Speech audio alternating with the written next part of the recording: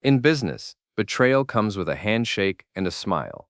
In marriage, you don't even get the handshake. My name is Alex Carter, and I've spent the last 15 years learning that lesson the hard way. At 40, I run a consulting firm in downtown Chicago, helping other people's businesses avoid the kind of mistakes I was apparently making in my own life. The irony wasn't lost on me, especially not on that cold February evening when I discovered my wife Jessica had been playing a different game entirely. Jessica Carter, formerly Jessica Walsh, was everything I thought I wanted when we met at Northwestern's alumni mixer 8 years ago. Tall, blonde, with the kind of sharp intelligence that could cut through a boardroom full of executives or charm the pants off a potential client. She ran her own fashion design studio in River North, catering to Chicago's elite women who had more money than sense and enough free time to obsess over custom gowns. "Alex, you're brooding again," Jessica said, not looking up from her laptop as she sat curled on our leather couch. The penthouse apartment overlooked Lake Michigan, and the February wind was howling against the floor-to-ceiling windows. "It's not attractive." I glanced over from where I was reviewing quarterly reports at the dining table. She was wearing one of those silk pajama sets that cost more than most people's rent. Her hair pulled back in a messy bun that somehow looked perfectly calculated. Everything about Jessica was calculated, I was beginning to realize. Just thinking about the Morrison account, I lied smoothly. The truth was, I was thinking about how she'd been taking a lot more work trips lately, how her phone was always face down now, how she'd started wearing perfume I didn't recognize. She murmured, fingers flying across the keyboard. "I'm working late tonight. Big client presentation tomorrow." It was Wednesday. She'd worked late Monday and Tuesday too. In fact, she'd worked late every night for the past 3 weeks, except for Sunday, when she disappeared for 4 hours to meet Sophie for brunch and came back with no leftovers and lipstick that didn't match what she'd left wearing. Sophie Lynn was Jessica's best friend from college, a gossipy real estate agent who sold million-dollar condos to tech bros and pharmaceutical executives. Sophie had always been friendly enough to me, but lately I'd caught her giving me these pitying looks, like I was a stray dog someone should put out of its misery. My phone buzzed. A text from my business partner, Ethan Price. "Drinks tomorrow. You sound like you need them."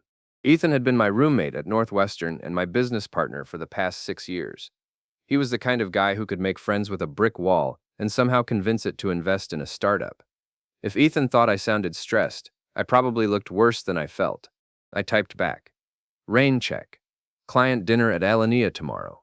The Morrison account was real, a pharmaceutical company looking to restructure their supply chain. The dinner was real too. What I didn't mention was that I'd specifically chosen Alenia because it was Jessica's favorite restaurant, and I had a feeling she might be there tomorrow night. Call it intuition, or call it the fact that she'd left her calendar open on her laptop last week, and I'd seen D 8 p.m. penciled in for Thursday. D could be anyone, of course. Could be a client named Deborah or David. Could be her dentist, though that seemed unlikely, given that she'd bought a new dress for the occasion. A black number that still had the tags on it, hidden in the back of her closet, like she was planning some kind of surprise. "I'm going to bed," Jessica announced, snapping her laptop shut. She stood and stretched, the silk pajama top riding up just enough to show the flat stomach she maintained with religious devotion to her personal trainer. "Don't stay up too late with those reports."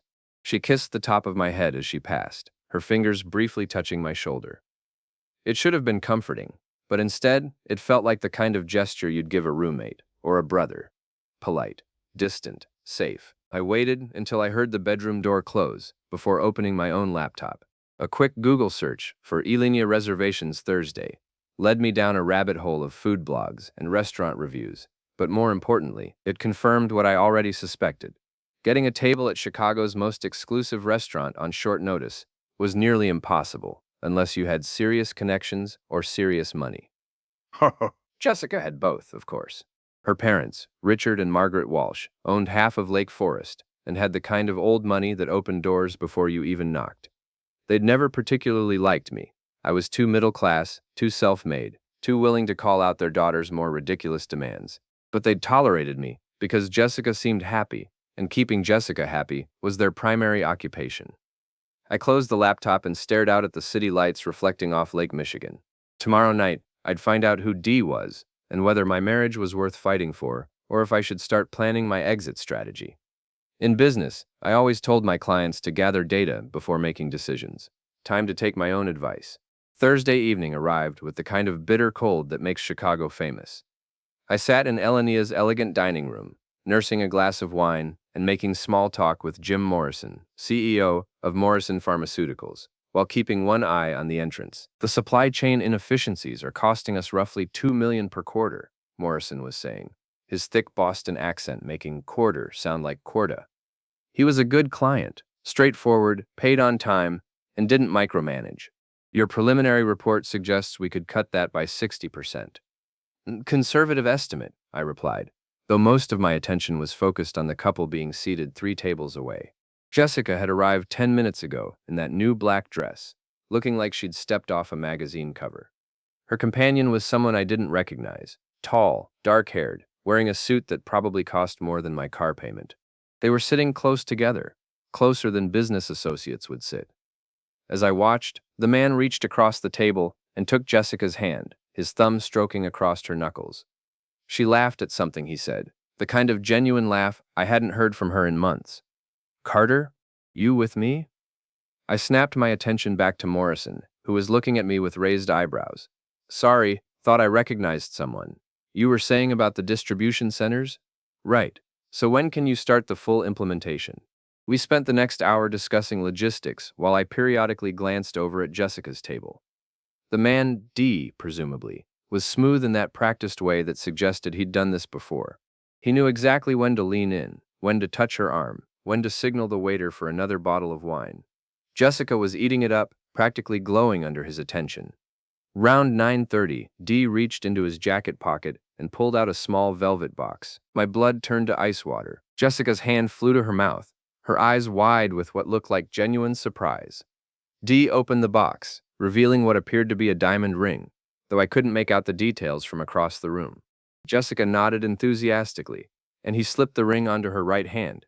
Not her left, I noticed. Not yet. I managed to finish my conversation with Morrison, shake hands, and exchange pleasantries about next steps, all while feeling like I was watching my life implode in slow motion. As Morrison left, I pulled out my phone and discreetly took several photos of Jessica and her mystery man. The lighting wasn't great, but it was clear enough to see faces, body language, and that telltale ring box on the table between them. They left around 10, Jessica's hand resting on Dee's arm as they walked past my table without noticing me. I waited 5 minutes, then followed them outside. They were standing on the sidewalk, Dee's arm around Jessica's waist as they waited for the valet to bring their car. A black BMW pulled up. Expensive, but not ostentatious. Dee tipped the valet and opened the passenger door for Jessica, his hand lingering on her back as she got in. I memorized the license plate number as they drove away. Back home, Jessica was already in bed, pretending to be asleep. I could tell she was faking it by the way she was breathing. Too controlled, too even. Real sleep has irregular rhythms. I'd learned that from 8 years of marriage to someone who had nightmares about Fashion Week deadlines. I sat in my home office until 3 in the morning, staring at the photos on my phone and thinking about my options. I could confront Jessica directly, but that would just lead to denials, deflection, and probably a counterattack about how I was being paranoid and controlling. I could pretend I'd never seen anything and hope it would blow over. But the ring suggested this wasn't a casual fling, or I could do what I'd always done in business when faced with a problem. Gather more information. Friday morning, I called Ethan. "You ever hire a private investigator?" I asked without preamble. There was a long pause. "Jesus, Alex, it's that bad?" "Ray Moreno," Ethan said immediately. "Used to be CPD, now does private work. Discreet, thorough, and he owes me a favor from when I helped his daughter get into DePaul. You want his number?" Ray Moreno's office was in a converted warehouse in Pilsen, the kind of place that looked like it should be condemned, but probably cost more per square foot than most downtown high-rises. He was exactly what you'd expect from an ex-cop turned private investigator. Graying hair, weathered face, and the kind of steady gaze that suggested he'd seen everything at least twice. "Your wife's cheating," he said after I'd explained the situation. "You want proof for a divorce lawyer, or are you hoping I'll tell you it's all innocent?" "I want the truth, all of it. Truth's expensive. My rate is $500 a day plus expenses, and a case like this usually takes a week or two to develop fully." "You sure you want to know what I find?" I thought about Jessica's laugh at dinner, the way she'd looked at Dee like he was the most fascinating person in the world, the way she hadn't looked at me like that in years. I'm sure. Ray nodded and pulled out a yellow legal pad. Tell me about your wife's routine. Work schedule, friends, habits, anything that's changed recently. I spent an hour walking through Jessica's life, her studio in River North, her Thursday night work sessions that had started 6 weeks ago, her friendship with Sophie Lynn, her increased interest in expensive clothes and jewelry. Ray took notes in the kind of shorthand that suggested he'd done this many times before. The BMW, he said when I mentioned the license plate. I can run that tonight, have a name and address by tomorrow morning. If this guy's local, I'll have his whole story by Monday. What if he's not local? Then it'll take longer and cost more. But cheaters are usually lazy, Mr. Carter. They don't like to travel far for their fun. Ray was right. By Saturday morning, he had a name, Damian Blackwell, 38, currently residing in a high-end rental in Gold Coast. No permanent address, no long-term employment history, but plenty of credit cards, and what appeared to be a healthy bank account. Guy's a ghost, Ray explained over coffee at a diner near his office. No social media presence, no professional licenses, no property ownership. But he's got money coming from somewhere, and he knows how to spend it. Took your wife shopping yesterday afternoon. Nordstrom, Tiffany, that little boutique on Oak Street that sells purses for more than most people make in a month. He slid a manila envelope across the table. Pictures. I opened it and immediately wished I hadn't. Jessica and Damien walking hand in hand down Michigan Avenue. Jessica trying on a necklace while Damien watched approvingly. Jessica kissing Damien in the doorway of her studio, his hands tangled in her hair. There's more, Ray said quietly. Bank records show your wife opened a new account 3 weeks ago. Separate from your joint accounts, separate from her business accounts. She's been moving money. How much money? 50,000 so far. Small amounts, nothing that would trigger automatic alerts, but it adds up. She's planning something, Mr. Carter. Question is, are you going to let her finish planning, or are you going to do something about it? I stared at the photos spread across the diner table. In one of them, Jessica was laughing at something Damien had said, her face bright with happiness. She looked younger, more alive than she had in our apartment in months. Keep digging, I said. I want to know everything about Damien Blackwell. Where his money comes from, what his game is, who he really is. And I want to know what Jessica's planning to do with that 50,000. Ray nodded and gathered up the photos. One more thing, Mr. Carter. In my experience, guys like Blackwell don't usually stop with one mark. If he's running a con, your wife might not be his only target. She might not even be his primary target. What do you mean? I mean, maybe he's not after her money. Maybe he's after something else, something bigger. I thought about that all weekend while Jessica flitted around the apartment, humming under her breath and checking her phone every 5 minutes. She was planning something, all right. The question was whether I could figure out what it was before she pulled the trigger. Monday morning brought the kind of gray, slushy Chicago weather that makes everyone question their life choices. I was sitting in my office, reviewing Ray's preliminary report on Damien Blackwell, when Sophie Lynn called. Alex, it's Sophie. Are you busy? Sophie never called me directly. In 8 years of marriage, every interaction we'd had went through Jessica first. The fact that she was calling my office line instead of my cell phone suggested she was being careful about something. What can I do for you, Sophie? Can we meet for coffee? There's something I need to tell you, but not over the phone. We met at a Starbucks in the Loop, far enough from both our usual haunts that we were unlikely to run into anyone we knew. Sophie looked nervous, her usually perfect makeup slightly smudged, and her designer handbag clutched like a shield. I should have called you weeks ago, she said without preamble, but I kept hoping it would just stop. What would stop? Jessica and that man, Damien. She said his name like it tasted bad. Alex, I'm so sorry. I tried to talk her out of it, but she's not listening to anyone right now. I leaned back in my chair, studying Sophie's face. How long have you known? 6 weeks, maybe 7. She brought him to my birthday party, introduced him as a business associate. But the way they were looking at each other, Sophie shook her head. I pulled her aside and asked her what the hell she was thinking. She said you two were having problems, that you'd grown apart, that Damien understood her in ways you never could. Did she mention anything about leaving? About divorce? Sophie's face went pale. Alex, there's something else. Something I probably shouldn't tell you, but Jessica asked me about my lawyer, the one who handled my divorce from Tom.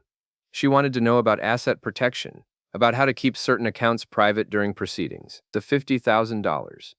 Jessica wasn't just having an affair, she was planning her exit strategy. When was this? Last week. Wednesday, I think, right after she came back from that shopping trip with Damien. Sophie reached across the table and touched my hand. Alex, I've known Jessica since college. I've seen her make some stupid decisions, but this is different. She's different. It's like she's under some kind of spell. I thought about Ray's comment that Damien might be running a con. What do you know about Damien? Has Jessica told you anything about his background, his work, where he's from? That's just it. She's been really vague about all of that. She says he's in international business, that he travels a lot, that he's between permanent addresses right now. When I pressed her for details, she got defensive and changed the subject. After Sophie left, I called Ray with an update. He listened without interrupting, then was quiet for a long moment. Your friend might be right about the spell thing, he said finally. I've been digging into Blackwell's background, and what I'm finding isn't pretty.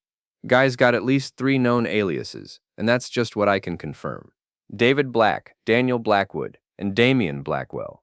All with similar backgrounds. International business, no fixed address, expensive tastes. Alias for what? Romance scams, mostly. High-end targets, wealthy women looking for excitement. He wines and dines them, gets them emotionally invested, then starts asking for money.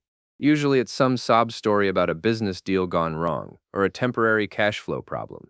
By the time they figure out they've been had, he's moved on to the next city and the next identity. My blood ran cold. How much money are we talking about? His last confirmed mark was a real estate heiress in Miami. She lost $200,000 before her family intervened. Before that, a pharmaceutical executive's wife in Atlanta. She was out $150,000, and those are just the ones who reported it. Jesus!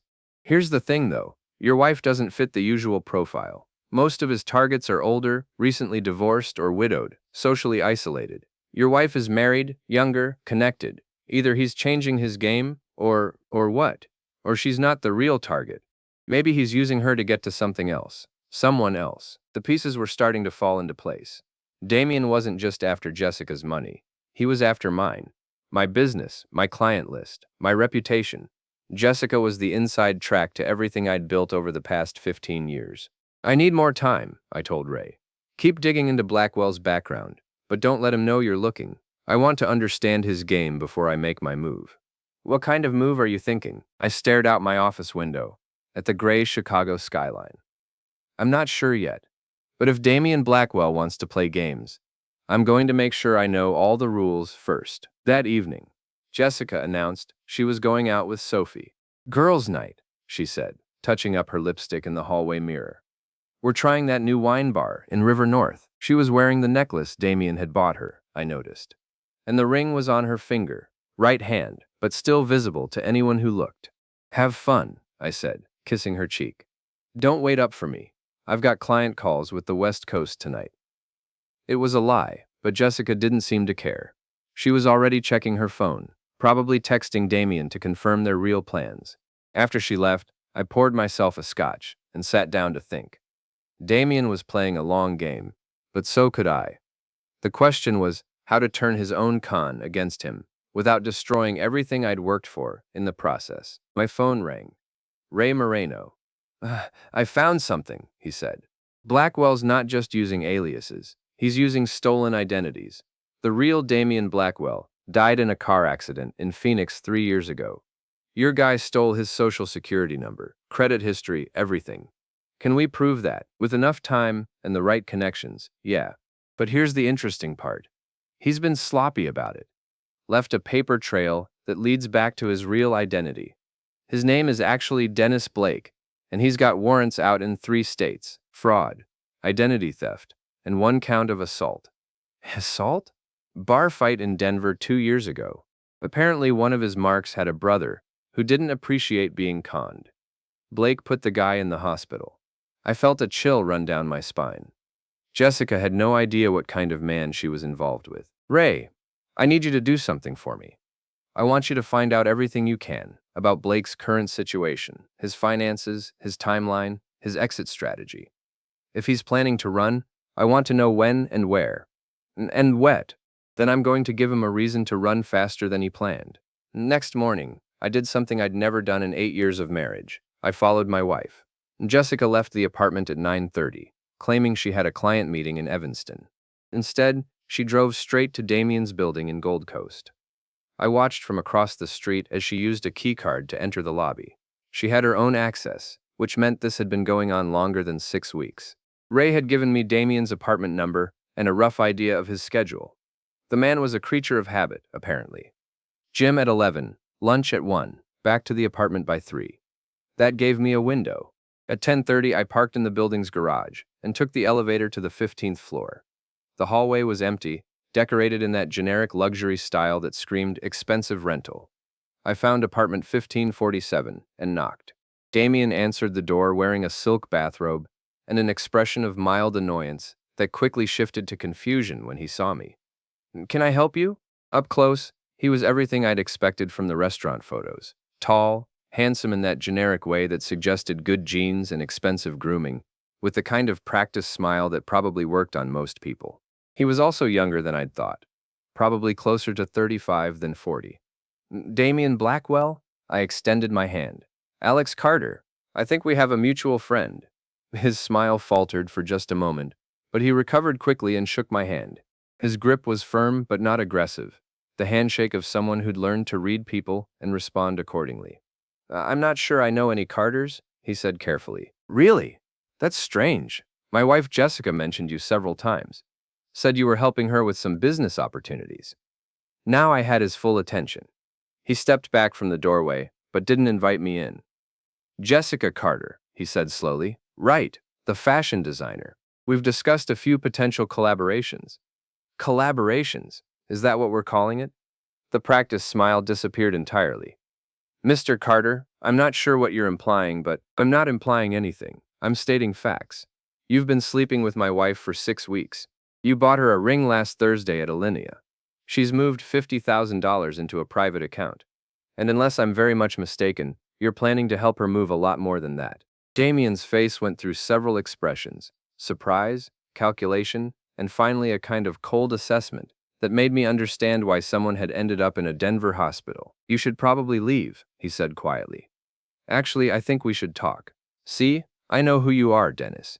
I know about Miami, Atlanta, Phoenix. I know about the warrants and the stolen identity and that unfortunate incident with the broken ribs in Colorado."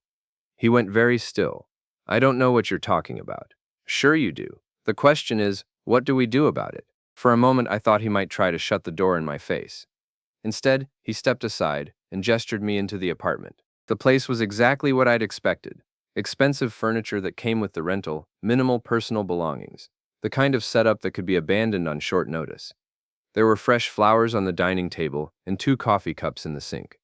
Jessica had been here recently. "What do you want?" Damien asked. "I want you to disappear, today. Leave Chicago, leave Jessica alone, and find some other city to run your cons in." And if I don't, I pulled out my phone and showed him one of Ray's photos. Damien and Jessica kissing outside her studio. Then I start making phone calls. First to the Chicago Police Department, about Dennis Blake and his outstanding warrants. Then to Jessica about your real name and your romantic history. Then to every major newspaper in the city about the con man who's been targeting Chicago's social elite. Damien studied the photo, then looked up at me with something that might have been respect. "You're not what I expected," he said. "What did you expect? A pushover. Jessica talks about you like you're some kind of boring accountant who doesn't pay attention to anything but work." The casual cruelty of it hit me like a physical blow, but I kept my expression neutral. "Jessica says a lot of things. Most of them aren't true. She loves me. She loves the idea of you, the fantasy you've sold her. But she doesn't know who you really are, does she? She doesn't know about the other women, the stolen money, the violence." Damien walked to the window and stared out at Lake Michigan. "You think you know everything, but you don't understand the situation. Then explain it to me." He turned back to face me. "Your wife came to me, Mr. Carter. She sought me out, not the other way around. She was unhappy, lonely, looking for something her marriage wasn't giving her. I didn't have to con her into anything. She was ready to leave you before we ever met. But you helped her along. The private bank account, the asset protection advice, the ring. You're not just having an affair, You're helping her plan a divorce that leaves me with nothing. A smart woman. She deserves better than what she has. What she has is a husband who's been faithful to her for 8 years and a lifestyle funded by my business. What she's getting is a con man who'll disappear the moment her money runs out. Damien smiled, and for the first time it looked genuine.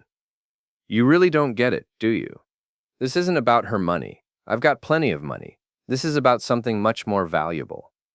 Such as? Your client list, your business connections, your reputation. Jessica's given me access to some very interesting people, Mr. Carter. People with real money, real power, real opportunities. Chicago's a much bigger pond than Miami or Atlanta. The scope of it hit me all at once. Damien wasn't just conning Jessica. He was using her as an entry point into Chicago's business elite. My clients, my professional network, everyone I'd spent 15 years building relationships with. How many people have you already approached? Enough. Your friend Morrison, for instance. Lovely wife, very interested in art investment opportunities. And that pharmaceutical heiress Sophie introduced me to last week. She's looking for someone to help her diversify her portfolio. My hands clenched into fists. You son of a bitch. Now, no need for violence. This is just business. This is my life, my work, my reputation. Your reputation will survive. Might even improve once people realize you're available again. Jessica's not exactly popular in your social circle, you know. Too demanding, too entitled. Most of your friends will be relieved when she's gone. He was probably right, which made it worse. Here's my counteroffer, Damien continued. You let this play out naturally. Jessica files for divorce. We split your assets 50-50, and I disappear with her to somewhere warm and expensive.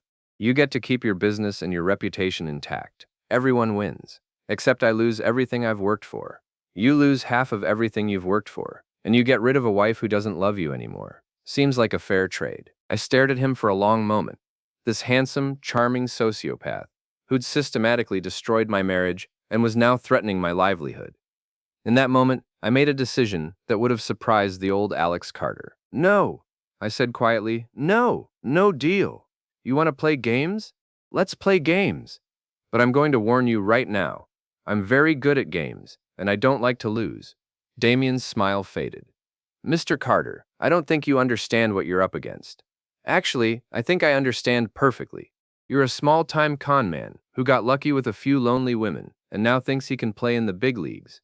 But you made one crucial mistake, which is, you targeted someone who fights back. I walked to the door, then turned back to face him.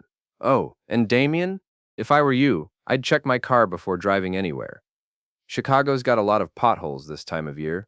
Wouldn't want to have any mechanical problems. I left him standing in his expensive rental apartment, looking confused and slightly worried. It was a good look on him. 20 minutes later, I was in the building's parking garage, with a bag of sugar and a knife. Damien's BMW was parked in space 47, black and gleaming, and about to have a very bad day. Sugar in the gas tank was an old-fashioned trick, but effective. The knife took care of all 4 tires, not slashed dramatically, but punctured in ways that would cause slow leaks over the next few hours. By the time Damien tried to drive anywhere, he'd be stranded. I left a note under his windshield wiper. Hands off my wife, or next time it's not just the car. AC. Then I went back to my office and called Ray Moreno. It's time to turn up the heat, I told him. I want Damien Blake to know he's being watched, investigated, and hunted. Make him paranoid. Make him sloppy. Make him make mistakes. What kind of mistakes? The kind that give me leverage. The kind that let me destroy him the same way he's been trying to destroy me. And your wife? I thought about Jessica, probably still in Damien's apartment. Probably planning our divorce while he told her lies about his international business ventures. Leave Jessica to me. I'll handle my wife. Alex, be careful. Men like Blake don't go down easy. When they feel cornered, they get dangerous. Good, I said. I'm feeling a little dangerous myself.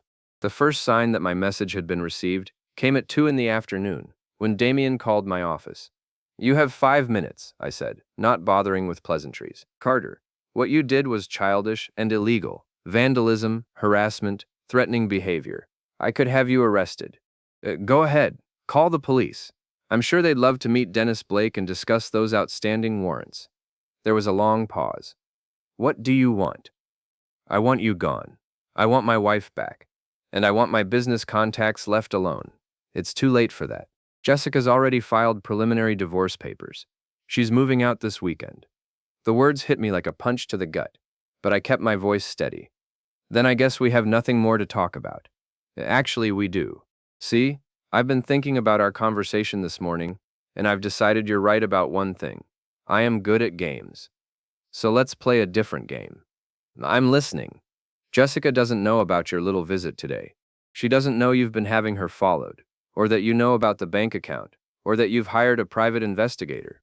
She still thinks she's being clever and discreet. Your point? My point is, she's going to be very upset when she finds out. Upset enough to take you for everything you're worth in the divorce. Upset enough to make sure you lose your business, your reputation, and your freedom. How do you figure? Stalking, Mr. Carter. Harassment, invasion of privacy, hiring a private investigator to follow your spouse without cause. These are serious charges in Illinois, especially when there's evidence of escalating behavior. I felt cold. What evidence? The vandalized car, for starters. The threatening note. The fact that you broke into my building and confronted me in my home. Jessica's going to be very concerned about her safety when she hears about all this. You're bluffing. Am I? Jessica's already documented your increasingly erratic behavior over the past few weeks. The late nights, the paranoid questions, the mood swings. Add in today's incidents, and you've got a pattern of domestic intimidation that any family court judge will take very seriously. My hands were shaking. Damien had turned my own investigation against me, made my attempts to gather evidence look like stalking and harassment. Worse, he was probably right about how it would play in court. What do you want? I want you to back off. Stop the investigation, fire the private detective, and let Jessica proceed with the divorce quietly and amicably. In exchange, I'll make sure she doesn't press charges for your behavior today. And if I don't, then you lose everything anyway, but you also get to do it from a jail cell. The line went dead. I sat in my office for a long time, staring out at the Chicago skyline and trying to figure out how Damien had outmaneuvered me so completely. He was right about one thing. I'd escalated the situation in ways that could be used against me. The car, the confrontation, the private investigator. It all looked bad when viewed through the lens of a bitter divorce proceeding. My phone rang. Ray Moreno. We've got problems, he said without preamble. I know. Damien called and threatened to have me arrested for stalking. It's worse than that. Someone tipped off Blake that he was being investigated. He's cleaned out his apartment and disappeared. Landlord says he paid the lease through